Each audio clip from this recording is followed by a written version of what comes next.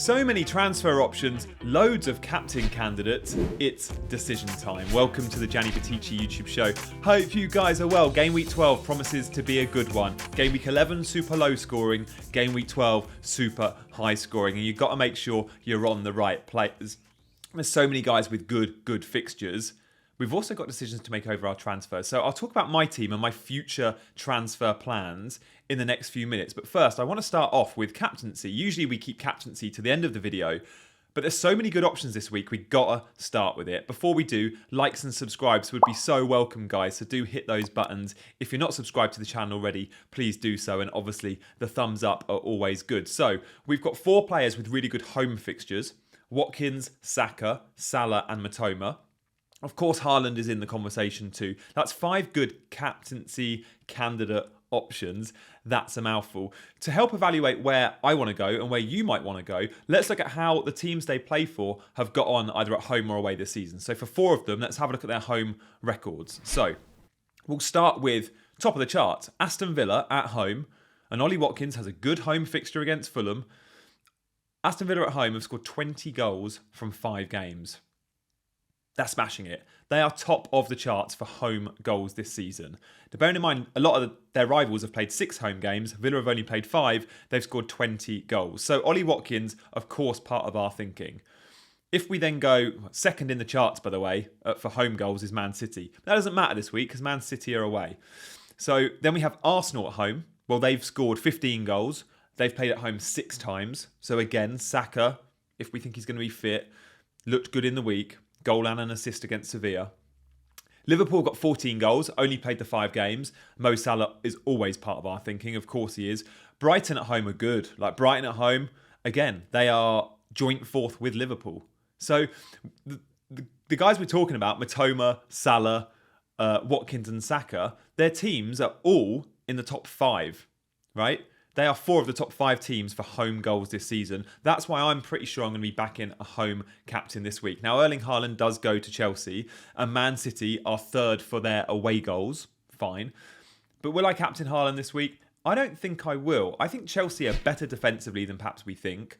I think knowing Haaland did have a knock, I know he was fine for young boys, but he played an hour. You still got to think, is he managing some sort of knock? And then I just look at the fixture and go, away from home, Haaland is still a beast, but he's not quite the same beast. Now, sure, we captain Haaland a lot away from home, but it's usually when the likes of Salah and Saka and Watkins don't have good fixtures. Well, they've all got really good fixtures this week. So for me, it's going to be between Watkins and Mo Salah. Saka was part of my thinking until he went off injured. Now, sure, Arteta probably isn't going to tell us on Friday. Does Watkins start? Does Saka start? I think he'll start. I think he'll be fine. But will his minutes be managed? Probably. Is he carrying some sort of knock? Absolutely. We know that. And we know from a couple of weeks ago, the hamstring strain he had, which kept him out of the England squad. So I'm going to be going Watkins or I'm going to be going Salah. Now, earlier this week, I showed a video where I looked at the last 4 game weeks for the best strikers and midfielders. Now, both these guys top of the charts, like close to top, right? So first of all, let's look at the forwards. Well, Watkins is 4th for non-pen XG in the last 4 game weeks. Only Jackson, all in one game, Darwin and Haaland are above him. So Watkins, 1.79 XG in the last 2 games. He's looking good. He's getting chances. Only the 1 goal, mind. Mo Salah, top of the charts for midfielders. He's above Mbomo and Foden and Gordon and Son. His non-pen XG has been 2.66. Super high. He scored 5 goals in that time, of which a couple have been pens. But what this shows us is both these players are on good form. Salah even more so. I would argue when we look away from stats and look at the eye test, Salah maybe the stats have been flattering him a little bit, and maybe the stats have perhaps not been doing Watkins the best of favours. I think Watkins has been playing and Villa have been playing perhaps a little bit better than the numbers suggest. He should have had more than a goal. And Mo Salah perhaps shouldn't have had all 5. But both are really good options. So do we go Aston Villa versus Fulham? Do we go Liverpool versus Brentford? When we look at the opponent, I much prefer captaining the guy who plays Fulham than the guy who plays Brentford. Brentford historically give big teams issues. But I can't look past how good Mo Salah is at the moment in picking up points, and the penalty appeal, the extra point for the clean sheet, the extra point for a goal on Watkins. A lot of my decision is going to come down to how they play on Thursday night. Now, by the time you watch this, we would have seen Liverpool and Villa play on Thursday night. I'm recording this just before the games. their minutes might influence my decision, and I'll be tweeting and maybe even a quick live on this channel my final decision. But at the moment, I'm probably 65% likely to go Mo Salah, 35% to go Watkins. I would like to see Salah have a little rest in the week in terms of his minutes managed. So let's see if that happens. Let's move on to my team. Here we go. Last week was a really bad week for many, right? Big red arrows. I lost a couple of 100,000 places. My current rank is now 442,000 in terms of overall rank. I'm okay with that. Yeah, 441,000, whatever. The team's really well set this week. And those that wildcarded in Game Week 10 had brilliant Game Week 10 teams, bad Game Week 11 teams. We saw that with red arrows. And again, good Game Week 12 teams. So I'm hoping for green arrows. I've got loads of players with good fixtures, loads of players with good home fixtures as well. So the captaincy at the moment is on Mo Salah, and the vice is on Watkins. It will be one of those guys. At the moment, I've got 2 free transfers, but no money in the bank. So what do? I've got to use one or I lose it. Next week, I want 2 free transfers again. So I'll use just the 1 transfer this week, I think. If Saka was 100% ruled out, sure, I'd probably sell him. But let's assume we don't hear and Arteta doesn't tell us much, which is probably going to be the case. Saka stays, and I've upgraded my defence, I think. Now, Branthwaite got me 8 points in Game Week 10, and I think Branthwaite is a very good 4.0 million option defender. But I need Branthwaite to come in and play for me Game Week 18 when Man City and Brentford blank, and he doesn't have a great fixture. I need Branthwaite, ideally, to come and play for me next weekend. He doesn't have a great fixture. It's an okay one. Lascelles plays for a much better defence, and he's 4.0, the same price. He also, in Game Week 18, has Luton. So Game Week 18 is important because all your bench players are going to be needed. So Lascelles, as my defender 4, will be starting in Game Week 18. Now, a lot of this comes down to Botman and Dan Burns' injury. We know Burns out for a couple of months. We know Botman is being assessed. Eddie Howe has been really coy over this one. He might need an operation. And 6 days ago, Howe was quoted saying so. It doesn't look great. I think we can assume Botman is probably going to be out long term. Probably even longer than Burn. Therefore, Lascelles has got a good couple of months in this team. That also gives you Livramento options as well. Now, Livramento is 4.3, Lascelles 4.0. Regardless, you want a bit of that Newcastle defence. You absolutely want a bit of that Newcastle defence. And look, this is why. We looked at some of the numbers earlier in the week on this channel. And the Newcastle defence, it's up there with Man City and Arsenal. They are the top 3 defences in this league. When we look at expected goals conceded, Newcastle kept 5 clean sheets. No team has kept more clean sheets than Newcastle. So even though the fixtures aren't amazing, in the next couple of months, you want to carry that Newcastle defender, I think. So Lascelles or Livramento, both really nice buys this week. I can only get to Lascelles for free by selling Branthwaite. I don't really want to be selling Cash or Simicast this week. So I think that'll be my move, guys. But let me tell you about my future plans. Because what I need to do is create funds from Bomo. And Bomo, for me, is an absolute must-have in Game Week 14. He has Luton. His stats are unbelievable this season. He should have hauled last week against West Ham. He got 5 points. I need Bomo. And I don't necessarily need Matoma and Diaby. So one of these guys, if not both, will be ditched around Game Week 14. And Bomo will come in. And potentially someone like an Eze, short term as well. Eze's got some nice fixtures coming up too. Definitely got my eyes on him. Now, Eze and Bomo allow me to save a little bit of money on Matoma and Diaby. And Diaby's fixtures and some of Matoma's fixtures would have been and gone by that point. So my plans are to bring in these midfield reinforcements, these midfield upgrades, but not just yet. So I need to be keeping my mind on my team value. I need to be looking at not making too many transfers before that point without having enough in the bank. Now, Mbommo is a little bit more than Matoma and even slightly above, I think 0.1 more than Diaby. So I am going to need a little bit of money in the bank to make those moves, and maybe it will be a combination of 2 moves. So just the 1 transfer for me this week, Lascelles in. Next week, I might even sell Matty Cash to create some of those funds. So Matty Cash goes to Spurs.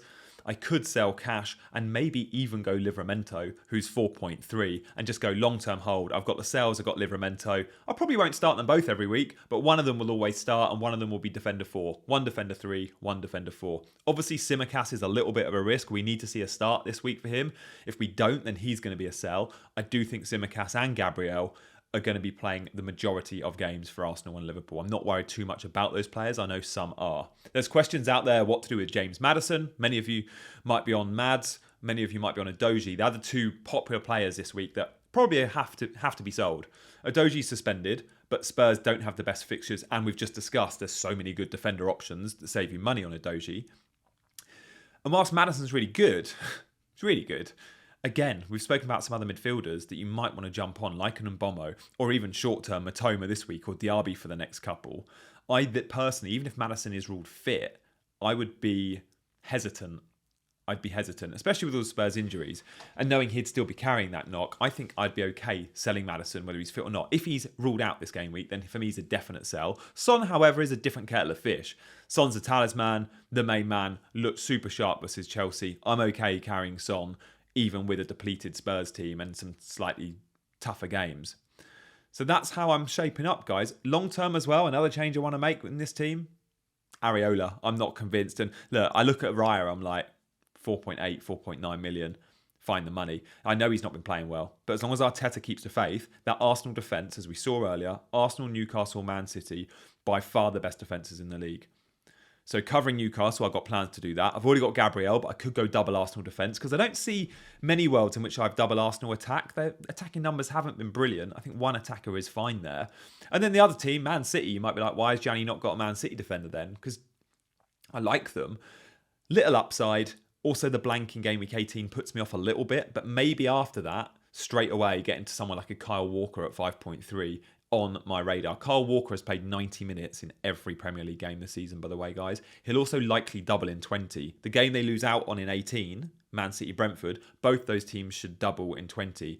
Now, if that happens, Man City's fixtures will be Brentford and I think Sheffield United. That's some double game week in 20. And if you've still got your wild card in hand, using it in game week 19 ahead of that potential double and after that blank, so you can dead end, would be, I think, a really nice strategy. We've seen some good stats on this show today, and they've all been from Fantasy Football Scout members area. So do check out the members area if you're into your numbers. And let me know in the comments if you like me integrating a little bit more of the data in my team. Like I think many of you perhaps do, and you guys know I'm big on the eye test, but I want to always incorporate stats. And I do believe it's the balance of both those things that makes a really good FPL manager.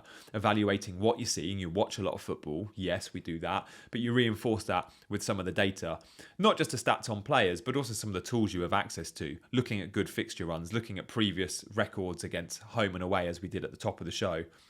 I also did an experiment earlier in the week where I looked at the teams that get the most hauls, the biggest hauls. And when I talk about a haul, I'm talking about a team scoring 3+ goals in a game.